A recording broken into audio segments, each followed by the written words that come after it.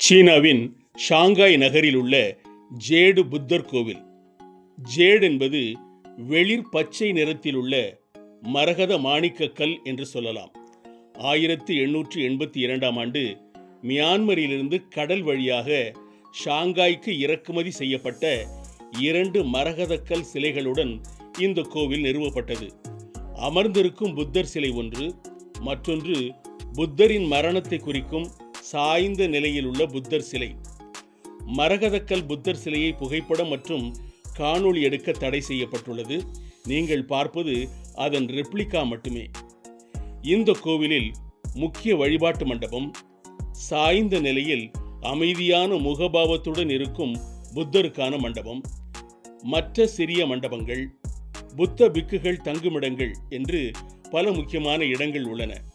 கோவிலில் தினமும் பூஜைகள் மற்றும் தியான நிகழ்ச்சிகள் நடைபெறுகின்றன. இந்த கோவில் 1882 கட்டப்பட்டிருந்தாலும் பின்னர் வந்த சீனோ ஜப்பான் போர்கள், பிறகு 1911 ஜிங் வம்சம் வீழ்ந்தபின் நாட்டின் அரசியல் நிலைமைகள் கோவிலின் நிலையை பாதித்தன. பின்னர் 1918 புதிய ஜேடு டெம்பிள் கட்டப்பட்டது. அதைத்தான் இப்போது நாம் பார்த்து கொண்டிருக்கிறோம். சீன கலாச்சாரம் மற்றும் புத்த மதத்தின் கலை வடிவங்களை வெளிப்படுத்தும் விதமாக இந்த கோவில் அமைந்துள்ளது.